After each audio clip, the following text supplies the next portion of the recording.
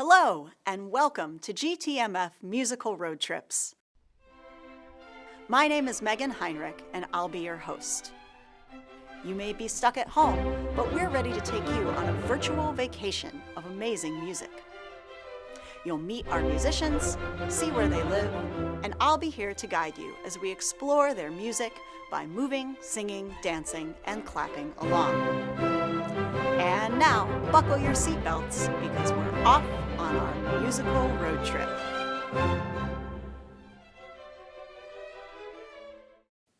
Today's musical road trip takes us south to sunny Houston, Texas.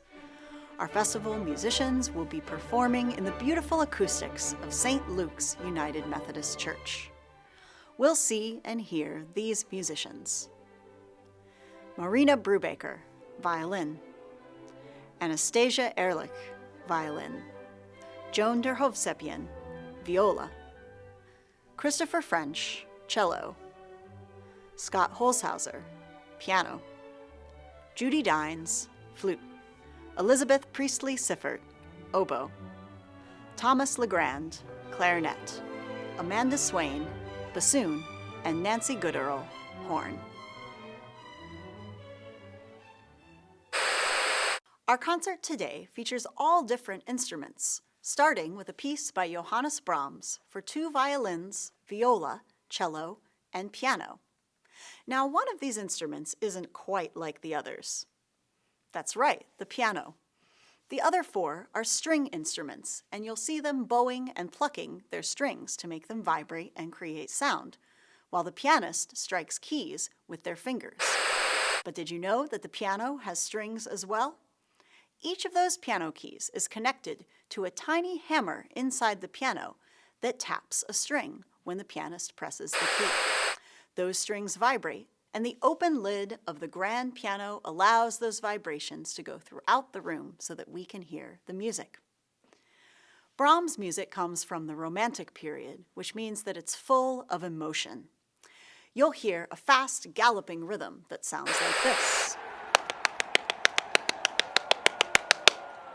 See if you can tap along on your knees or on your desk and freeze when the galloping rhythm disappears.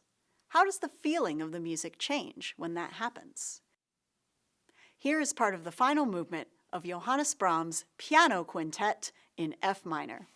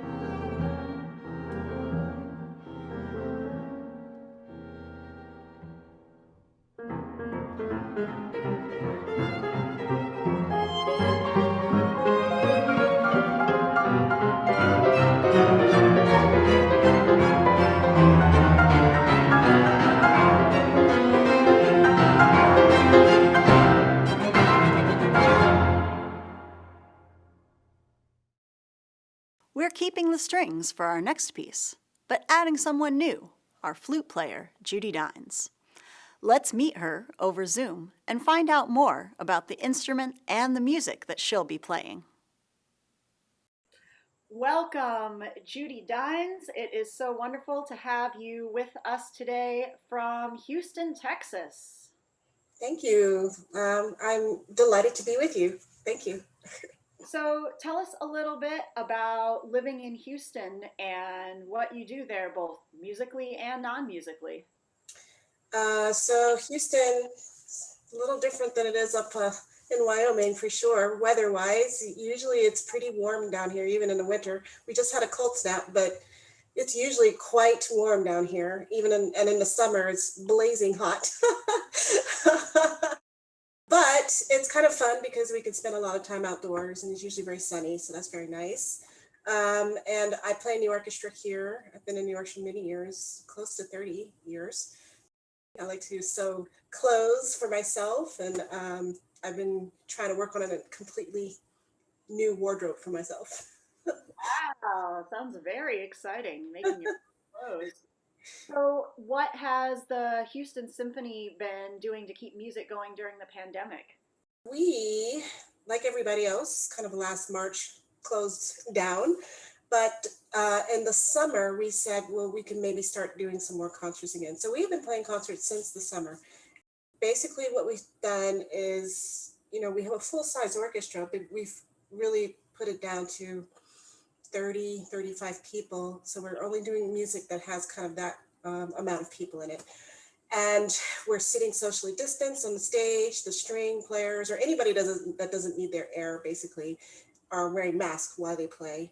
I, as a flute player, am not. So yes, that's really the only difference with that. And we have started to live stream our concerts so that people can see them everywhere, really. I mean, not just Houston. It's been very nice because my mother lives in Washington, D.C., and now she can watch these concerts, which is really nice.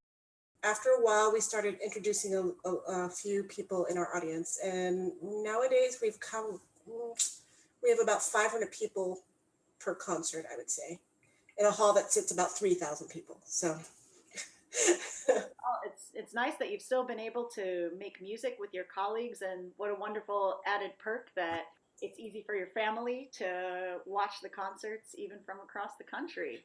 oh yeah, it's been great, and I think that's something that a lot of people would really have enjoyed, that they can send this out to their friends and family, so that it's harder for friends and family, back in the old days to just come down and catch a concert. This is much easier. It's great.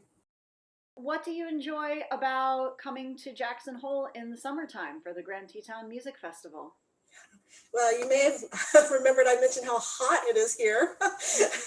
So Jackson in the summer is wonderful. I mean, the weather is perfect, and it's almost a little shocking when I get there, just how cold it feels, because here it's kind of in the 90s. It's very humid, and then I step off the plane there, and I'm like, wow, this is really quite nice. And so the weather's great and the scenery is beautiful. I mean, you go there and you see those beautiful mountains, and sometimes they still have the snow on it, which is even great. And since we almost never get snow here, so that's really fun. And it's just kind of a nice, peaceful, quiet time to kind of be out in nature, but still have music to be a part of that. It's really nice. On this program with your Houston colleagues from the Grand Teton Festival, you got to be very versatile. You play a piece with strings as the only woodwind, as the flute, and then you also got to perform with your woodwind colleagues for a woodwind quintet. What do you have to do differently on the flute when you play with those two different kinds of groups? As a woodwind quintet, we tend to play together in orchestra anyway. My usual orchestra job, I'm always kind of making sure I can play with my colleagues in that way. So talking about things like volume of sound, or maybe how to fit my sound into an oboe or a bassoon, something like that. With strings is a little bit different, and you're a flute player, so you're inherently different than what's being bowed. And so that's not so much of an issue. It's more things like tuning. I remember talking about more about that with the string players, because actually the flute is also pretty versatile with tuning. It's pretty easy to kind of be out of tune. Let's put it that way. And the strings, we just sort of tried to help each other to be as in tune with each other as we could. Also, string players or string instruments are just sort of a naturally softer. That's why they have so many more strings in orchestra than woodwinds. So I have to make sure I'm not playing too loud, or hopefully the strings aren't playing too soft for me, because to make my life a little harder if they're too soft. Otherwise, it's mainly the same because we're still, playing all this great music, and we're just trying to figure out the best way to perform it. That makes sense. So you're the loudest one by default when you're playing with the strings, Right. not necessarily with the other woodwinds. Right. So we are about to see and hear you perform part of the Mozart Quartet for flute and strings. Is there anything in particular that you really love about this piece, or something that we should watch or listen for? Like most Mozart pieces, I mean, it's just such a happy, sparkly piece, and it's just got this really great energy to it. What I like is the way Mozart kind of plays the flute and the violin together, because essentially, if this were a string quartet, I would be a violin, and there would be two violins, and the two of them would sort of be playing off of each other. So I like the way the flute and the violin kind of have this duet together, where we share responsibilities for having the melodies, or just sort of the way it kind of comes out like that. That's part of what I really like about this piece. I love that you use the word sparkly. That is such a great way to describe this music and your personality as well. So thank you so much, Judy, for joining us today. We are so excited to hear you perform with your Houston colleagues. Thank you very much for having me. I appreciate it. Thank you. We'll hear Judy now in two pieces. First, the sound of the flute with strings in music by Mozart. Does this music give you the same feeling or a different feeling than the music for piano and strings that we just heard? Listen for the sound of the flute soaring like a bird. What do you think it's singing about?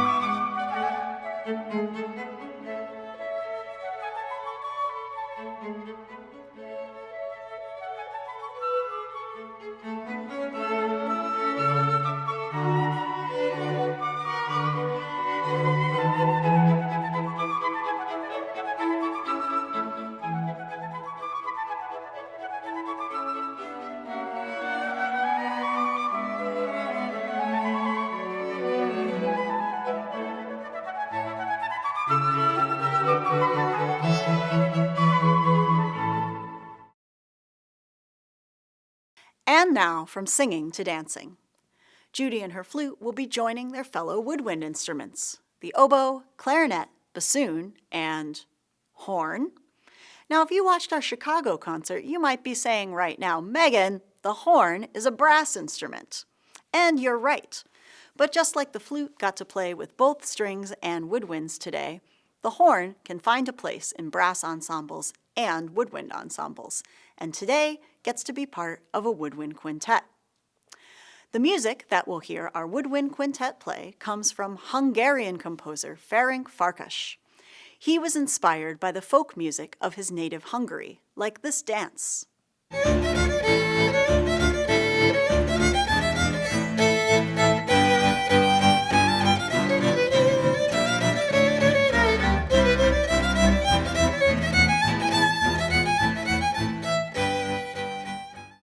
We wrote this set of dances for Woodwind Quintet based on that music, starting with the shoulder blade dance. Try dancing with just your shoulders. After that, we'll hear a leaping dance, which has the same theme coming back over and over. Whenever you hear it, see if you can make your fingers leap from your hand, or if you have enough space around you, leap with your whole body right into the air. Here's the shoulder blade dance and leaping dance performed by our Woodwind Quintet in music by FERENC FARKAS.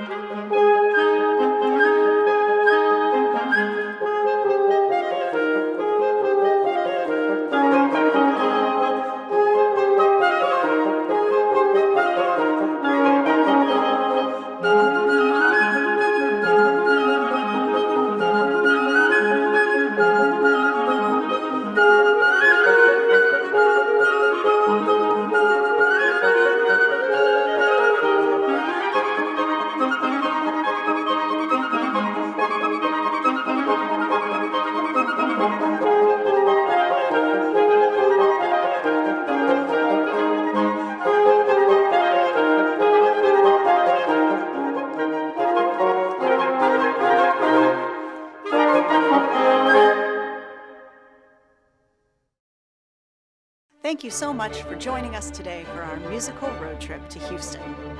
On behalf of the Grand Teton Music Festival and all of our festival musicians, we are so grateful to be sharing our music with you. Join us for our other musical road trips, where we'll visit musicians in Chicago, New York City, and more. And we'd love to hear from you. Send us an email or a letter, and maybe we'll include it in one of our future virtual concerts. Until next time, I'm your host, Meaghan, and I hope you'll keep making music of your own.